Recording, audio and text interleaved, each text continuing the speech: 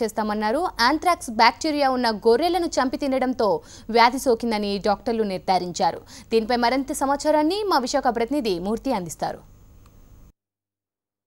విశాఖ జిల్లా అరకు ప్రాంతంలో మరోసారి ఆంథ్రాక్స్ కలకలం రేపింది. అయితే ప్రస్తుతం 5 పేషెంట్లు కోడిపుంజల వలస నుంచి ఇక్కడికి కేజీహెచ్లోని డెర్మటాలజీ విభాగంలో 5 చికిత్స పొందుతున్నారు. ప్రస్తుతం వారి పరిస్థితి నిలకడగా ఉందని చెప్పినారు. ఇది ప్రాణాంతకం కాదని చెప్పి డాక్టర్లు నిర్ధారించారు. అయితే 20 రోజుల క్రితం కోడిపుంజల వలసలో కొంతమంది గిరిజనులు ఒక గొర్రెను చంపి దాన్ని నిల్వ ఉంచి తినడం వల్లే ఈ రకమైన ఆంథ్రాక్స్ వచ్చిందంటున్నారు. ముఖ్యంగా గొర్రెల్లోకి ప్రవేశించే ఆంథ్రాక్స్ వైరస్ వల్ల వాటిని చంపి తినడం వల్ల మనుషులకి ఇది వ్యాపించిందని చెప్పి వైద్యులు అంటున్నారు. ఇది ప్రాణాంతకం కాదని చెప్పి వైద్యులు బ్యాక్టీరియా, అది ఒక రకమైన ఆంథ్రాక్స్ బ్యాక్టీరియా అనేది జంతువుల్లో ఉండడం వల్ల, ఆ జంతువుల్ని చంపి వీళ్ళు తినడం వల్ల వీళ్ళకి ఈ వ్యాధి సోకినట్లుగా చెప్తున్నారు. అయితే ఇది నివారణ సాధ్యమైన డాక్టర్లు అన్నారు.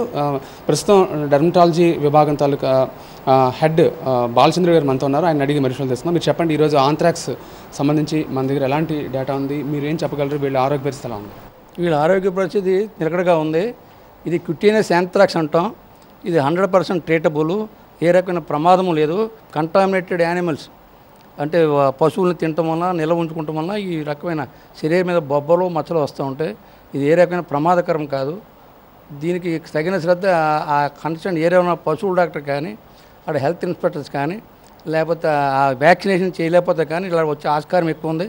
వాళ్ళు చదువుకోలేదు కాబట్టి వాళ్ళకి తెలదు కాబట్టి పాపం ఈ ఖరీదైనది కాబట్టి వాళ్ళు ఈ రకమైన వస్తువు కూడా తెలియక వాళ్ళు ఈ రకమైన మాంసం తినడానికి అలవాటు పడ్డారు. వాళ్ళు కొంచెం ఎడ్యుకేషన్ చేసి వాళ్ళకు ఉడకబెట్టుకుని ఇలాంటి ఆహారం తినకుండా పర్మిషన్ ఇవ్వకుండా చేస్తే ఇట్లాంటి వ్యాధి వచ్చే ఆస్కారాలు చాలా తక్కువ. అంటే ముఖ్యంగా ఎలాంటి అవగాహన రావాలి గ్రాస్ రూట్ లెవెల్లో? అక్కడ మైక్రోబయాలజిస్ట్ కానీ, నెక్స్ట్ వెటర్నరీ డాక్టర్ కానీ, వాళ్ళ పాత్ర ఎంతవరకు ఇక్కడ ఉందండి ఈ వ్యాధిని అరికట్టడానికి? వాళ్ళ పాత్ర వెటర్నరీ డాక్టర్ పర్మిషన్ ఇవ్వాలి. ప్రతి యానిమల్ కూడా మనిషి హ్యూమన్ కన్సంప్షన్ చేసేటప్పుడు అది నిర్ధారించాలి, అది హ్యూమన్ కన్సంప్షన్ పనికి వస్తుందా లేదా. పనికి వచ్చేటప్పుడు అది పర్మిషన్ ఇస్తే ఇటువంటి వ్యాధులు రావు. వాళ్ళు పర్మిషన్ ఇవ్వకపోవడం ఇలాంటి వ్యాధులు వస్తానికి ఆస్కారం ఎక్కువ. సరే, వీళ్ళకి ఎన్నాళ్ళలో ఇది తగ్గే అవకాశం ఉంది? కేజీహెచ్ నుంచి ఎలాంటి వైద్య 4 రోజుల్లో తగ్గిపోతుంది. దీనికి సంబంధించి ఎలాంటి చర్యలు మనం తీసుకుంటాం? 5 రోజుల నుండి 1 రోజుల పాటు మనం సిప్రోఫ్లాక్సిన్ కానీ, డాక్సిక్లిన్ కానీ ఇచ్చి నివారించవచ్చండి పూర్తిగా. ఇది ప్రాణాంతకమైన వ్యాధి ఏం కాదు, ఓన్లీ చర్మానికి వచ్చిన వ్యాధి. దీన్ని క్యూటేనియస్ యాంథ్రాక్స్ అంటాం. అయితే పల్మరీ ఊపిరితిత్తులకు వచ్చినా సరే, బ్రెయిన్కి వచ్చినా సరే ఈ యాంథ్రాక్స్ కొంచెం ప్రాణాంతకం. పేషెంట్స్ కూడా మనతో ఉన్నారు, వారిని అడిగి తెలుస్తున్నాం. మీరు పేరు చెప్పండి, మీరు ఎక్కడి నుంచి వచ్చారు?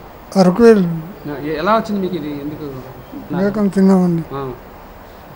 ఎంతమంది కలిసి పంచుకున్నారా దాన్ని? 20 మంది కోసి వాటర్ వేసి తిన్నాం. ఇంటికి తీసుకెళ్తే ఇంటికే వండుకున్నాం.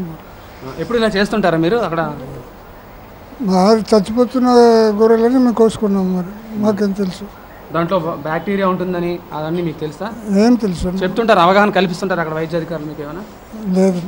ఇక్కడ మరో పేషెంట్ ఉన్నారు. మీరు చెప్పండి, మీరు ఎక్కడి నుంచి వచ్చారు, మీకు ఎలా ఉంది ఇప్పుడు ట్రీట్మెంట్ ఎలా జరుగుతుంది? నొప్పి ఉంది కొద్దిగా, నొప్పి పోతుంది మరి పర్వాలేదు.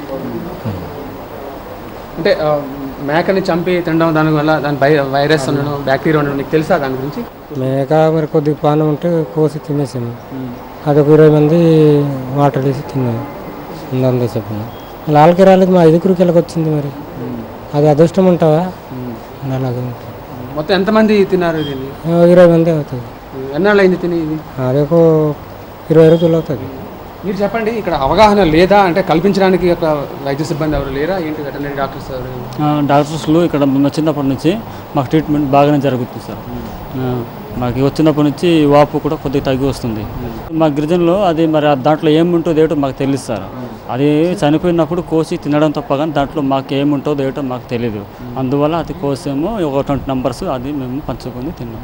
ముఖ్యంగా గిరిజనుల్లో దీని పట్ల ఎలాంటి అవగాహన లేదు. ఆంథ్రాక్స్ గతంలో కూడా ఇది భయానకమైన వాతావరణం సృష్టించినప్పటికీ ఇలాంటి మాంసాహారాలు తినకూడదు, వీటిలో ఉండే బ్యాక్టీరియా ఉంటుంది, ఆంథ్రాక్స్ బ్యాక్టీరియా వ్యాపిస్తుంది, ఇది జంతువుల నుంచి మనుషులకు వ్యాపిస్తుంది అనేది పూర్తిగా అవగాహన లోపంతోనే ఇది జరుగుతుందని చెప్పుకోవచ్చు. ముఖ్యంగా దీని పట్ల ప్రభుత్వం పూర్తి స్థాయిలో దృష్టి పెట్టి గ్రాస్ రూట్ లెవెల్లోనే దీన్ని అరికట్టగలిగితే ఇంతవరకు ఈ పరిస్థితి వచ్చేది కాదని చెప్పి డాక్టర్లు కూడా అంటున్నారు. వీడియో జర్నలిస్ట్ నరేష్తో మూర్తి, HMTV విశాఖపట్నం.